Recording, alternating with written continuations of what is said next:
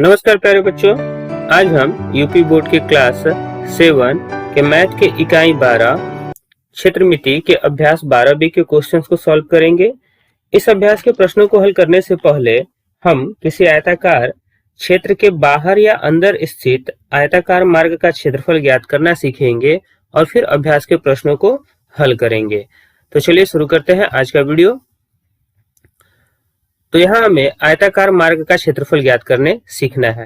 ठीक है, तो सबसे पहले हम किसी आयताकार क्षेत्र के अंदर स्थित रास्ते का क्षेत्रफल ज्ञात करना सीखेंगे। ठीक है, जैसे यह एक आयताकार क्षेत्र है, ठीक है, और इसके अंदर कोई रास्ता स्थित है, जैसे यह एक रास्ता है, ठीक है, जो कि इस आयताकार क्षेत्र के अंदर की तरफ स्थित है। तो जब यह रास्ता बनेगा तो इसके अंदर एक और छोटा आयताकार क्षेत्र बनेगा। ठीक है, तो ऐसे स्थिति में हम रास्ते का क्षेत्रफल कैसे ज्ञात करेंगे, तो उसे हम एक उदाहरण के द्वारा समझेंगे।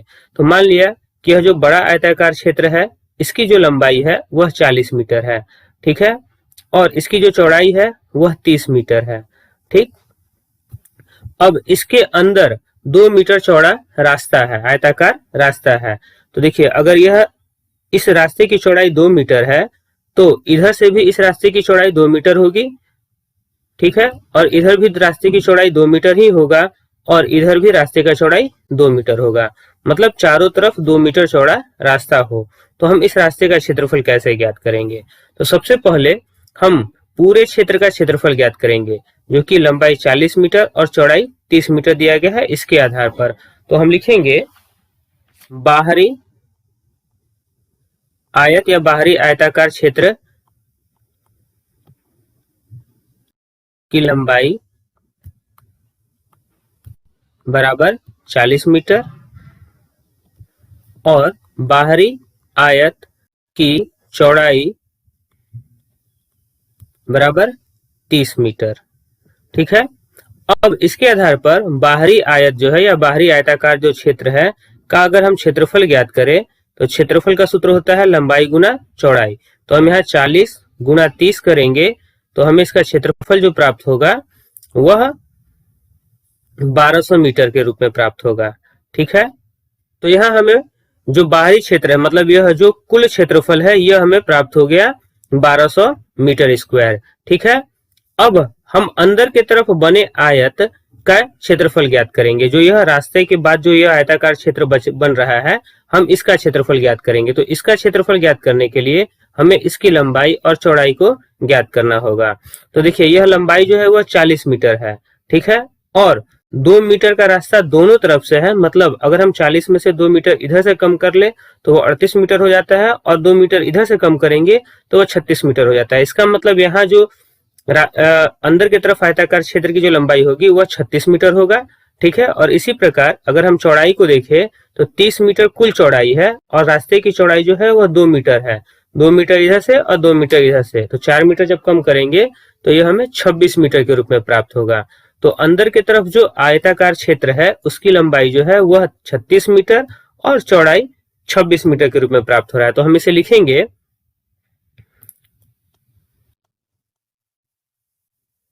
अंदर के आयत या आंतरिक क्षेत्र में स्थित आयताकार भाग की लंबाई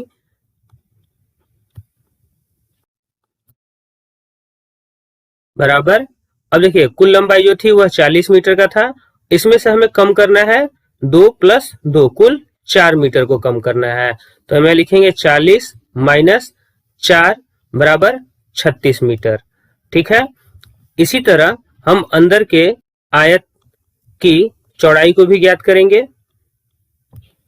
तो हो जाएगा 30 - 2 + 2, मतलब 2 मीटर इधर से और 2 मीटर इधर से, तो ये होगा 30 - 4 बराबर 26 मीटर।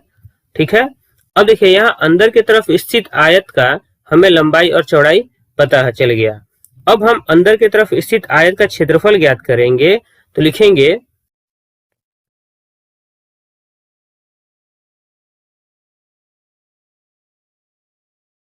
अंदर स्थित आयत का क्षेत्रफल बराबर, अब देखिए यहाँ लंबाई जो है वह 36 है और चौड़ाई जो है वह 26 है। तो 36 गुना 226 मीटर स्क्वायर करेंगे, ठीक है, जो कि हमें प्राप्त होगा गुना करने पर 936 मीटर स्क्वायर, 936 मीटर स्क्वायर। तो देखिए यहाँ कुल जो क्षेत्रफल हमें प्राप्त हुआ वह 1200 वर्ग मीटर प्राप्त हुआ, ठीक है, और अंदर की तरफ का जो क्षेत्रफल प्राप्त हुआ वह 936 मीटर स्क्वायर के रूप में प्राप्त हुआ। यदि हम 1200 मीटर स्क्वायर में से 936 मीटर स्क्वायर को घटा लेंगे तो हमें यह जो रास्ता है इसका क्षेत्रफल प्राप्त हो जाएगा। तो हम लिखेंगे रास्ते का क्षेत्रफल बराबर 1200 माइनस 936 मीटर स्क्वायर, और जब हम इसे घटाएंगे तो ये हमें 264 मीटर स्क्वायर के रूप में प्राप्त होगा, ठीक है। तो यहाँ जो रास्ते का क्षेत्रफल प्राप्त होगा वह 264 मीटर स्क्वायर के रूप में प्राप्त होगा। तो यहाँ हमने देखा कि किसी आयताकार क्षेत्र के यदि अंदर की तरफ कोई आयताकार मार्ग है तो उसका क्षेत्रफल ज्ञात करने के लिए हमें पहले बड़े आयत का क्षेत्रफल ज्ञात करना है, फिर छोटे आयत का क्षेत्रफल ज्ञात करना है, और फिर दोनों को घटा लेंगे तो हमें रास्ते का क्षेत्रफल प्राप्त हो जाएगा। अंदर के तरफ स्थित आयत के क्षेत्रफल ज्ञात करने के लिए हमें अंदर के आयत की लंबाई और चौड़ाई को ज्ञात करना होगा, जिसे हम रास्ते की चौड़ाई से घटाकर ज्ञात करेंगे। जैसे दोनों तरफ रास्ते की चौड़ाई है तो हम इन रास्ते की चौड़ाई को जोड़ लेंगे जो कि 2 मीटर और 2 मीटर है। अगर प्रश्न में 3 और 3 हो तो हम 3 + 3 6 मीटर करेंगे और 30 में से 6 घटाकर 24 कर लेंगे, ठीक है। मतलब यहाँ यह कहने का है कि यदि रास्ता अंदर की तरफ है तो हम यहाँ घटाने का कार्य करेंगे, ठीक है। अब हम आयताकार क्षेत्र के बाहर की तरफ स्थित आयताकार मार्ग का क्षेत्रफल ज्ञात करना सीखेंगे। अब देखिए यहाँ हमें बाहर की तरफ स्थित रास्ते का क्षेत्रफल ज्ञात करना है, तो इसका मतलब यह हुआ कि हमें अंदर की तरफ स्थित आयत का हमें लंबाई और चौड़ाई ज्ञात होगा। तो मान लिया कि यहाँ अंदर की तरफ जो स्थित है उसकी लंबाई 40 मीटर और चौड़ाई 30 मीटर है, ठीक है, और रास्ते की जो चौड़ाई है वह 2 मीटर चौड़ा रास्ता है चारों तरफ से, ठीक है। इधर से भी 2 मीटर हो जाएगा और इधर से भी 2 मीटर हो जाएगा। तो ऐसे स्थिति में हमें क्या करना होगा, तो सबसे पहले जिसकी लंबाई और चौड़ाई पता है हम उसका क्षेत्रफल ज्ञात कर लेंगे। तो लिखेंगे अंदर स्थित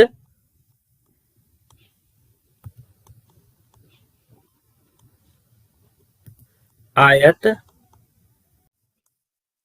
की लंबाई बराबर 40 मीटर और अंदर स्थित आयत की चौड़ाई बराबर 30 मीटर। यह हमें प्रश्न में दिया गया है, ठीक। अब इससे अगर हम इसका क्षेत्रफल ज्ञात करेंगे तो क्षेत्रफल हो जाएगा 40 गुना 30 मीटर स्क्वायर बराबर 1200 मीटर स्क्वायर, ठीक है। अब देखिए रास्ता जो है वह आयताकार क्षेत्र के बाहर की तरफ स्थित है, तो अब बाहर की तरफ का जो आयत होगा उसकी लंबाई और चौड़ाई बढ़ जाएगी, ठीक है। तो जैसे यह लंबाई 40 मीटर का है, ठीक है, और रास्ता 2 मीटर चौड़ा इधर बढ़ रहा है तो 40 में 2 जोड़ेंगे तो 42, और 2 मीटर इधर की तरफ बढ़ रहा है तो 40 में 42 में 2 जोड़ेंगे तो 44। मतलब यहां से लेकर यहां तक की जो कुल लंबाई होगी वह 40 + 2 + 2 मतलब 44 मीटर होगी, ठीक है। इसी प्रकार जो यहां से लेकर यहां तक का जो चौड़ाई होगा वह 30 + 2 + 2 मतलब 34 मीटर होगा, ठीक है। तो यहां अगर हम बाहर की तरफ स्थित आयत की लंबाई को ज्ञात करें तो हम लिखेंगे बाहर स्थित आयत की लंबाई बराबर 40 प्लस, अब देखिए अंदर की तरफ स्थित था तो हम यहाँ माइनस करते थे, अब बाहर की तरफ स्थित है तो हम यहाँ प्लस करेंगे और लिखेंगे 2 + 2, तो यह हो जाएगा 40 + 4 बराबर 44 मीटर, ठीक है। इसी प्रकार बाहर स्थित आयत की चौड़ाई जो होगा वह होगा 30 + 2 + 2, तो यह हो जाएगा 30 + 4 बराबर 34 मीटर, ठीक है। अब बाहर स्थित आयत का अगर हम क्षेत्रफल ज्ञात करें तो अगर हम इसका क्षेत्रफल ज्ञात करेंगे तो यह हो जाएगा 44 गुना 34, ठीक है, मीटर स्क्वायर। अब इसे हम गुना करेंगे तो यह हमें 1496 मीटर स्क्वायर के रूप में प्राप्त होगा। तो यह बाहर की तरफ का जो क्षेत्रफल प्राप्त हुआ वह 1496 मीटर स्क्वायर प्राप्त हुआ, और अंदर की तरफ का जो क्षेत्रफल प्राप्त हुआ वह 1200 मीटर के रूप में प्राप्त हुआ, ठीक है, मीटर स्क्वायर के रूप में। अब अगर हमें रास्ते का क्षेत्रफल ज्ञात करना है तो यह जो बाहर के आयत का क्षेत्रफल है उसमें से हम अंदर के आयत का क्षेत्रफल को घटा लेंगे। तो लिखेंगे रास्ते का क्षेत्रफल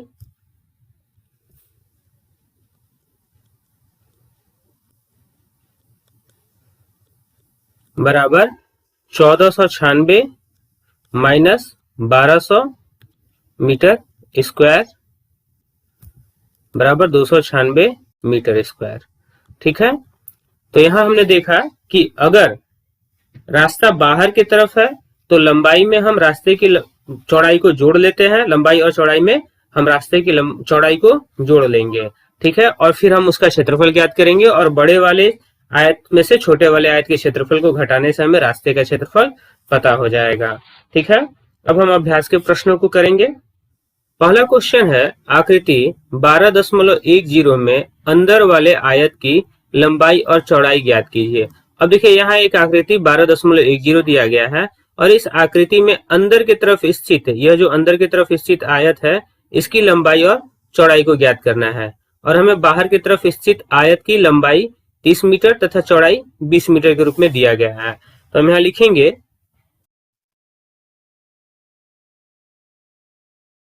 अंदर वाले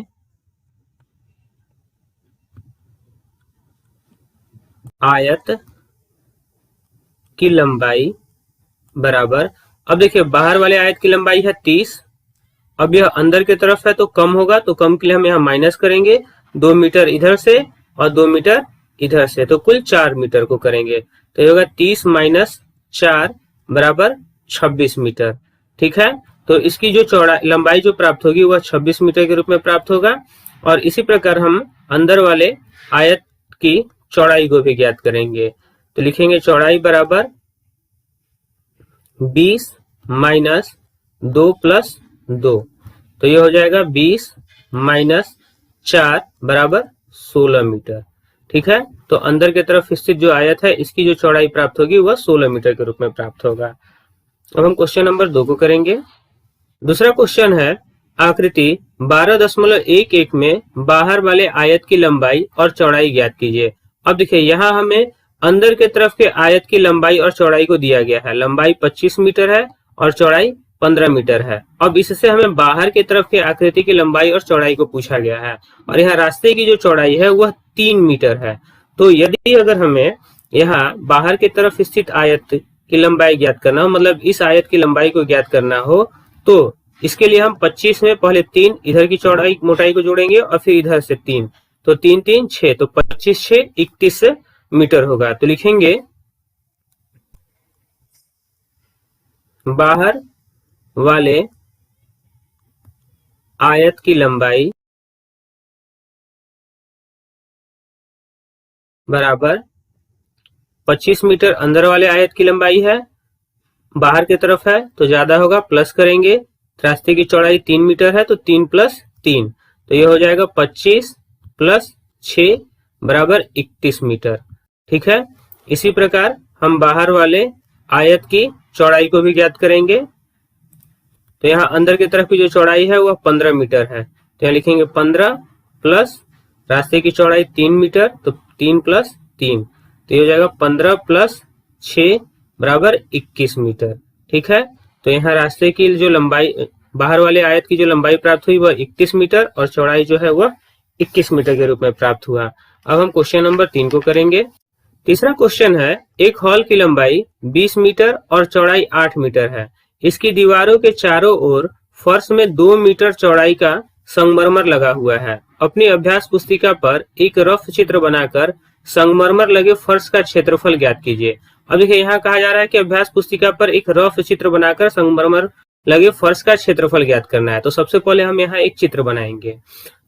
देखिए यहाँ सबसे पहले हमने यहाँ एक आयताकार कमरे का फर्श का चित्र बना लिया। मान लिया कि एक आयताकार कमरे का फर्श है, जिसकी लंबाई जो है वह 20 मीटर तथा चौड़ाई जो है वह 8 मीटर है। ठीक है, अब प्रश्न में कहा गया है कि 2 मीटर चौड़ाई का संगमरमर लगा हुआ है, मतलब इसके चारों तरफ 2 मीटर कम का संगमरमर लगा हुआ है। तो अगर हम 2 मीटर कम करके चित्र बनाए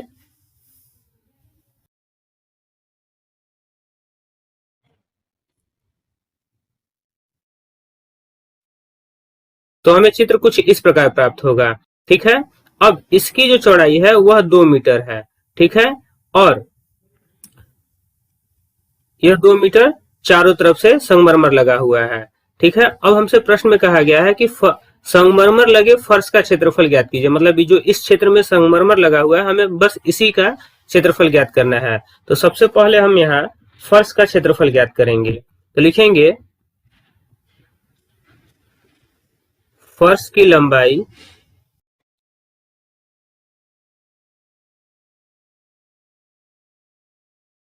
बराबर 20 मीटर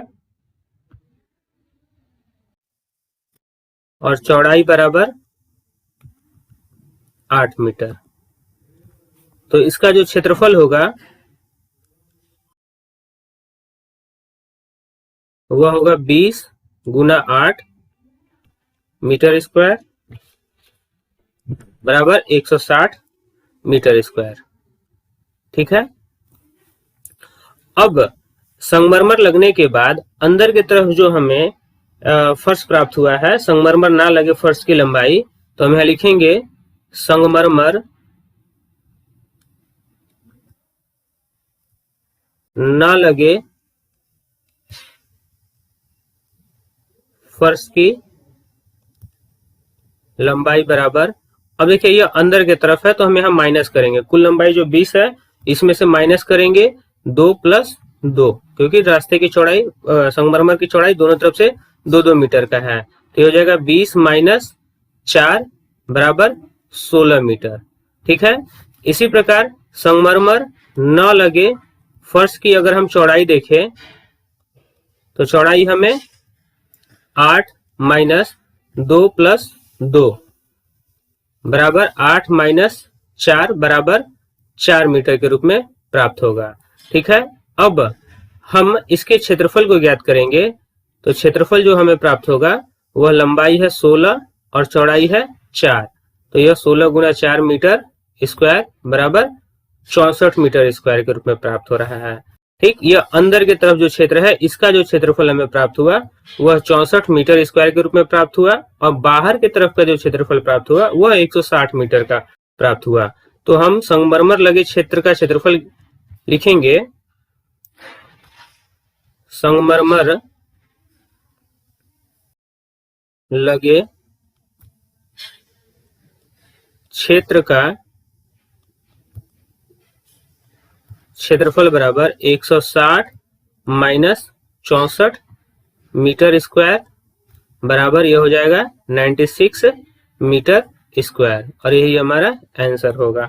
मतलब कि जो इस क्षेत्र में जो संगमरमर लगा है इस पूरे क्षेत्र का जो क्षेत्रफल होगा वह 96 मीटर स्क्वायर होगा। ठीक है, अब हम चौथे नंबर क्वेश्चन को करेंगे। चौथा क्वेश्चन है, एक वर्गाकार बगीचे के चारों ओर 50 सेंटीमीटर चौड़ाई का मार्ग बना हुआ है। बगीचे की लंबाई मार्ग सहित 51 मीटर है। बगीचे का क्षेत्रफल ज्ञात कीजिए।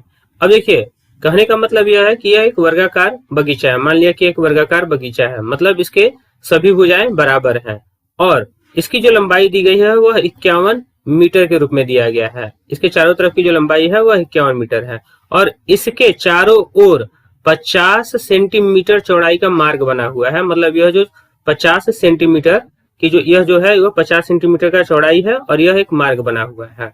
अब हमसे प्रश्न में पूछा जा रहा है बगीचे का क्षेत्रफल ज्ञात कीजिए। मतलब बगीचे का क्षेत्रफल मतलब यह अंदर की तरफ जो बगीचा है इसका हमें क्षेत्रफल ज्ञात करना है रास्ते को हटाकर। अब देखिए, इस प्रश्न में जो बगीचे की लंबाई दी गई है वह मीटर में दिया गया है, इसकी जो इकाई है वह मीटर में है, और रास्ते की जो चौड़ाई दी गई है वह सेंटीमीटर में दिया गया है। तो प्रश्न को हल करने से पहले हमें इन दोनों की इकाई को एक करना होगा, या तो हम 51 मीटर जो लंबाई है उसे सेंटीमीटर में बदल ले, या जो रास्ते की चौड़ाई है 50 सेंटीमीटर उसे हम मीटर में बदल ले। तो हम लिखेंगे रास्ते की चौड़ाई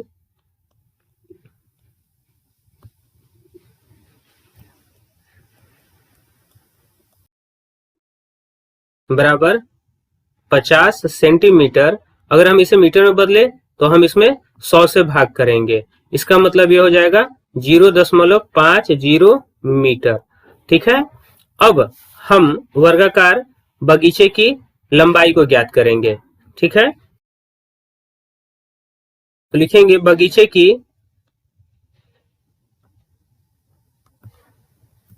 लंबाई या भुजा बराबर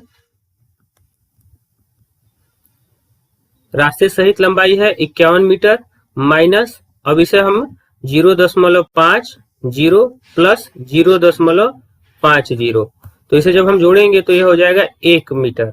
ठीक है, तो 1 माइनस करेंगे तो यहाँ भुजा हमें 50 मीटर के रूप में प्राप्त होगा। अब बगीचे का क्षेत्रफल ज्ञात करेंगे, तो बगीचे का क्षेत्रफल बराबर भुजा स्क्वायर, यह सूत्र है क्षेत्रफल का, तो ये हो जाएगा 50 का स्क्वायर, और जब 50 का स्क्वायर करेंगे तो हमें 2500 मीटर स्क्वायर के रूप में प्राप्त होगा। ठीक है, और यही हमारा आंसर होगा। इसी के साथ इस अभ्यास के सारे क्वेश्चंस हो गए। यदि आपको हमारा वीडियो अच्छा लगे तो प्लीज कमेंट कर बताएं। अब हम अगले वीडियो में नए अभ्यास के साथ मिलेंगे, तब तक के लिए धन्यवाद।